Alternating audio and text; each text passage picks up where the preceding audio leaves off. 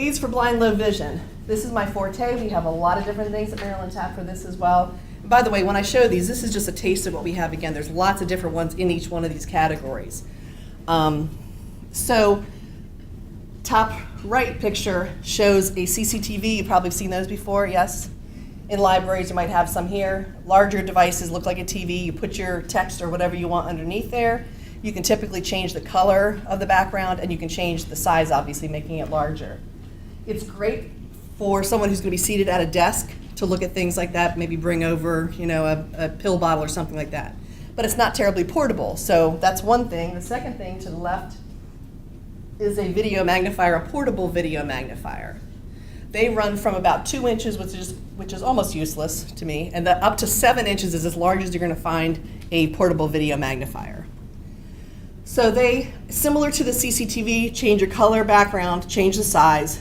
This one has a little added attraction, typically being able to take a snapshot of something. So if you were shopping somewhere and didn't want to bend down, you could click that picture and then bring it up closer to look at what it is.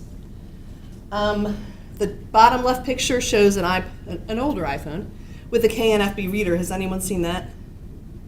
Some yes? Okay, we'll show that later too. This is an app. Believe it or not, there's an app for this stuff. Shocker, right? This is an app that you can take a picture of text and we'll read it out to you. So it's OCR, Optical Character Recognizer. We do have larger devices and smaller ones that take a picture and read it as well, but this is an app that you can put on Android or an iPhone. It runs on Android, iOS, and just now it came out with in Windows 10 as well. And the lower right picture is a pen friend. It's a little recording device with stickers that you can stick on things, let's say all of your spices. And once you record in, you know, cayenne, pepper, salt, whatever. Boy, am I excited. Old Bay. Once you record into it once, as you tap on it, it'll read back out to you. So you might have someone who's sighted help you do that with your CDs, with your whatever, and then as you tap along, it can keep it going.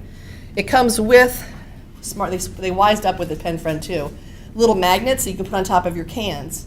So you can record green beans, or you can record for someone who needs more help, green beans microwave for 30 minutes, or seconds as the case may be.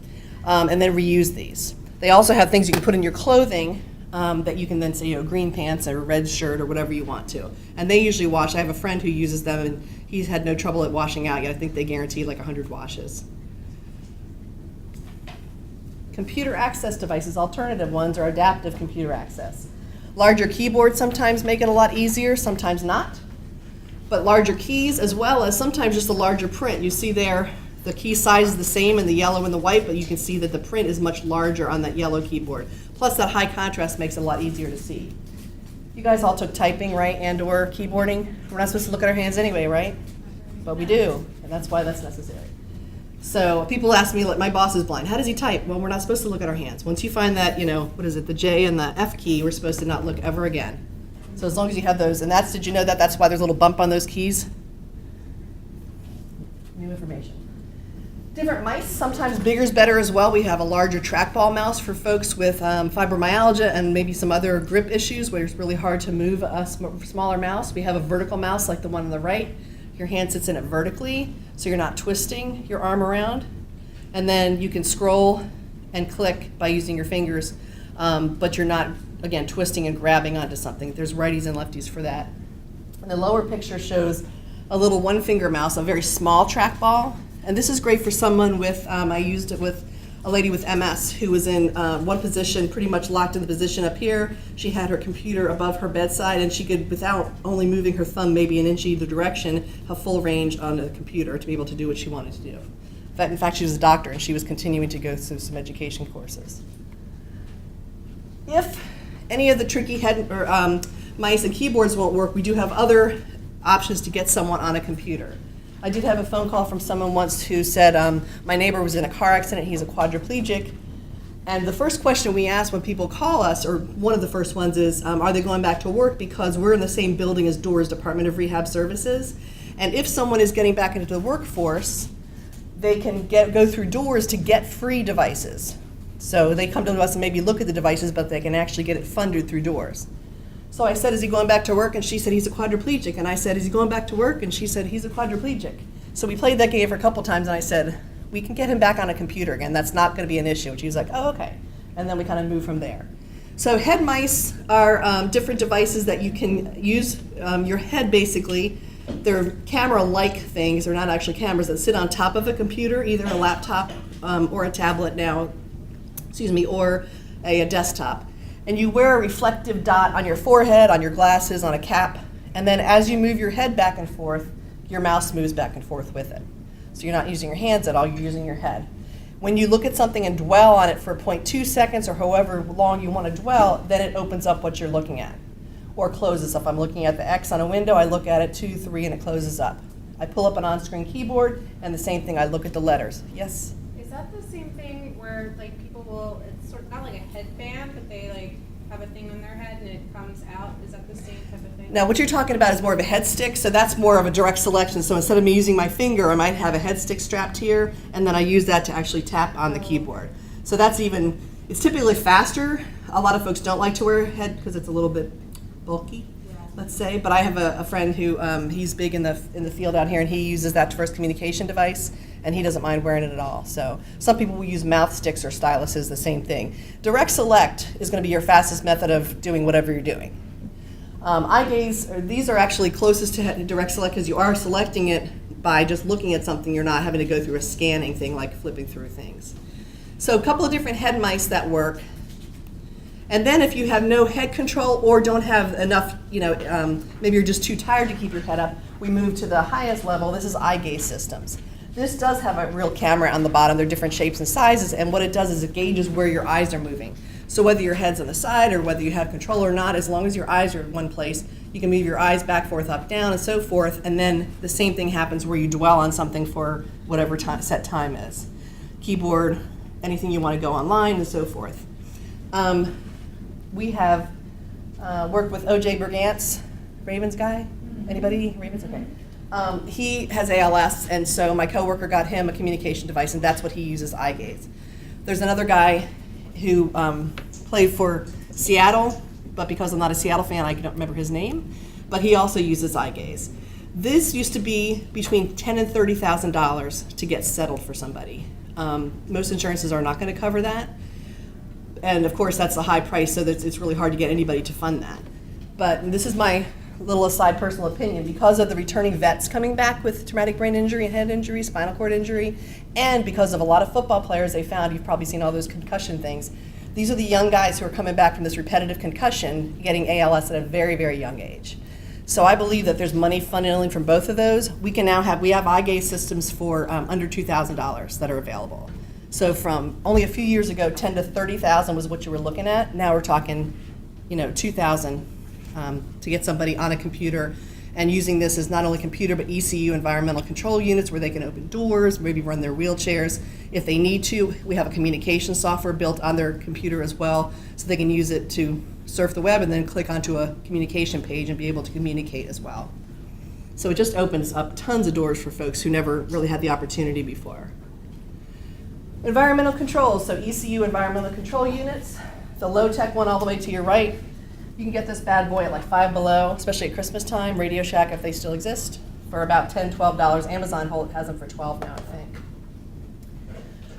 think. The lower left picture shows a power link. Anything you can plug into the wall, you can plug into the power link and then plug an accessibility switch in it. Do you guys know accessibility switches? Some? No? Okay. Think of them as little external buttons for things to be able to turn on and off if you can't switch things on and off. So if you've ever remember those little toys that you got with a little teeny on and off switch in the bottom, a lot of folks just don't have that, fine motor control to be able to do that. So you can put a battery interrupter in anything with a battery and then plug one of these switches into it to turn on and off. In this case, anything that plugs into the wall, a vacuum cleaner, a blender, whatever, a fan, and then you can put a switch. The switches are different shapes and sizes. Some you can hit on your knee, your elbow, basically anywhere someone has volitional muscle movement, we can do a switch placement for them to be able to turn things on and off. Even if it's just an eye gaze. There's one that is a twitch switch, so if I can just raise my eyebrow up and down, I can then put this twitch switch here, and someone can then activate things on and off with their eyes, or with their muscle. The lower middle picture there is called Voice IR. It's kind of going by the wayside because of the dude up on top of that, which is what is that? Looks like a Pringles can. Do we know what that is? Thank you. Yes. How many have one? What? Alexa or a Dot? Oh, y'all need to get into the century, my friends. Okay, sorry. So when it first came out, my boss who's blind, we were both like, how lazy can you get? Get an Alexa to turn your lights off. How lazy can you get? And then you start seeing all that she does. And yes, we talk to her like she's a human. Alexa is the tall one, Dot's the short one. Same thing, just a smaller speaker size. The Dot is now around $49.95. Alexa's like $179. The voice IR down there, among other environmental controls, typically was $3,500 plus on up for all the peripherals to set up somebody to do voice control around their house to be able to control things. $49, $179. Granted, you have to buy some peripherals for that, but way, way lower price. Why? Because it's more mainstream. So anything we can find that's not for our special population, our disability population, whatever we want to call them, is going to be much cheaper. So when they came out with that, it was really great. And Amazon, these guys are not stupid. They know who's using it, and they're picking up more and more things that are going to be used with this. GE is now making a washer and dryer and a stove that can be used with Alexa. So for, let's say, microwave ovens. Anybody have a dial on their oven still, the microwave? Yeah, those are probably going to kill you if you use those, right? Buttons, right? LCD or LED buttons, and you can't tell what that is. So my boss is blind. How's he going to tell? We usually texturize the 5 in the middle. 1, 2, 3, 4, 5, 6, 7, 8, 9 is a typical keypad. But it's still a little bit tricky. Same thing with your washers and dryer. Mine, you have to push all these things and it shows up all, it's nothing with a dial anymore. So GE has it where you can say, Alexa, do a cold wash. Bam, she does it. Alexa, turn the stove on 350 on bake. And then she'll do that. So more and more things are coming, again, in this mainstream category to make life a lot easier for folks with disabilities and those of us who are too lazy to get off the couch to turn on the stove. The top left shows a smartphone with another environmental control. Anybody heard of Insteon and that sort of thing? If you go to smarthome.com, there's a really great setup. There's tons of different types of smart home designs that are out there. Insteon is just one that you basically set a hub in your house and you can have plugs in the wall for your fans, for your lights, for your TV, whatever you want. It's getting to the point now where Alexa can do turn on your TV, turn the volume and stuff like that as well. So each day, if you have one of her, you'll get an email at least once a week saying this is what she can do now. And just practice through more and more and more of what she can do. You can tell her to turn up your thermostat. I have one. Anybody have a Nest thermostat, a smart thermostat? Okay. I don't have the Nest. I have what's called the Ecobee, which is very similar. So I can look at and see what the temperature of my house is. Typically in the wintertime when I do tours and I look at this and I can say, do you know what this means? And if it's like 82, it means my husband's home and has already cranked up the heat.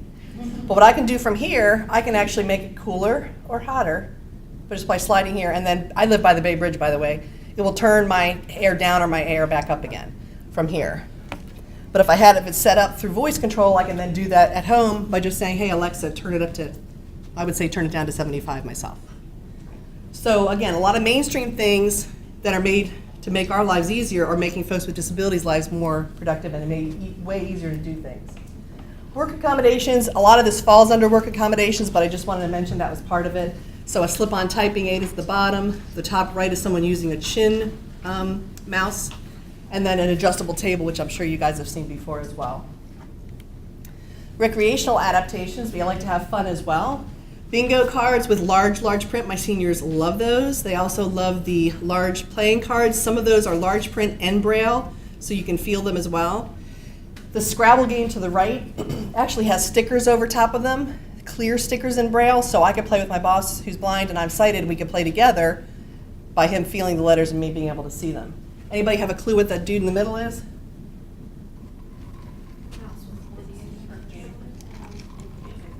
I'm not a gamer myself, but yes. It's a one-handed control for different games. I don't know, like an Xbox from a P, whatever the other stuff is. However, it runs one or more of those. And a lot of folks only have one side, so then they can run either one side or the other and play all the stuff. And I don't know how they could do it, frankly, with 5 hands, but somebody can do it with 1 hand. There's a group, let me go back for a sec. There's a group called Broadened Horizons. It used to be called Gimp Gear, and it's actually run by a man who is a quadriplegic, and he makes a lot of these really cool things for the house as well as all the fun stuff as well. Cognitive memory and learning aids. Anybody have trouble with memory? Don't lie. So my husband, he's 64, somewhere around there, I don't know. But he gets all worried that he can't remember everything. I'm like, nobody can remember everything we have to remember now. Anybody use a calendar? Yes, right? And I have mine electronic. He's still not ready to do that. But we can't remember everything. That's why there's all this cool stuff that we can use. It used to be sticky notes, but now we can use a lot of the electronics. The lower picture is just called the voice cue. Remember my little reminder on commercials at Christmas time where you can say I parked down in 3B or don't forget the bread and milk. So there's a lot of those that are just quick voice recorders. You can say a quick thing, remember to do this, and then when you get home you can listen to it. This particular one has 5 different things to remember, so maybe you have 5 things you have to do during the day, and you can just push them in turn and then remind yourself what you have to do. The top right is called Reminder Rosie. She's a little clock that you can wake up and just, I think you just have to say, hello Rosie or something like that. Kind of like Alexa, but a lot lower tech. She doesn't need Wi-Fi, which Alexa does.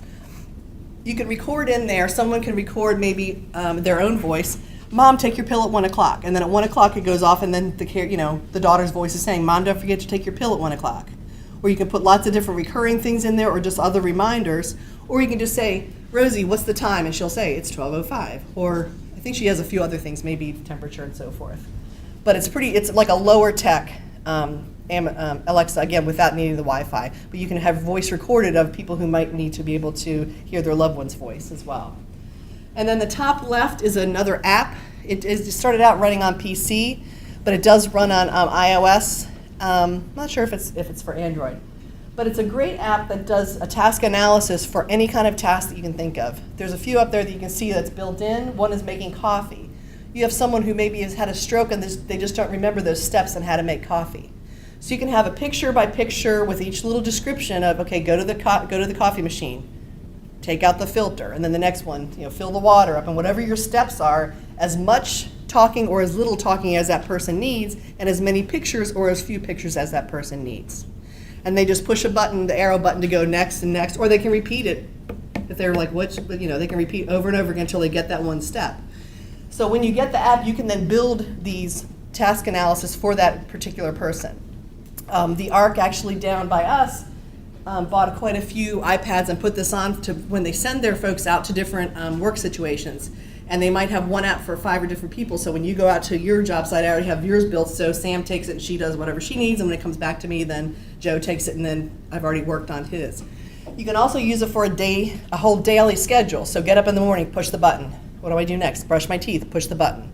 And folks have used this for their kids, taking pictures of their bathroom, their bedroom, their closet, and so forth to walk them through their day. Another way I think it's great to use is in respite care. So have you guys ever had to write up, how to put somebody in the wheelchair and tie it down and strap it down and this and that and the other thing? Take step-by-step pictures of here's George in his wheelchair. Here's how you lock these 2 brakes. Here's how you have the tie down if he's in a van. So you're taking pictures for that respite worker. So instead of just taking notes and so forth, you really have a step-by-step of how to take care of that individual. So lots of different uses.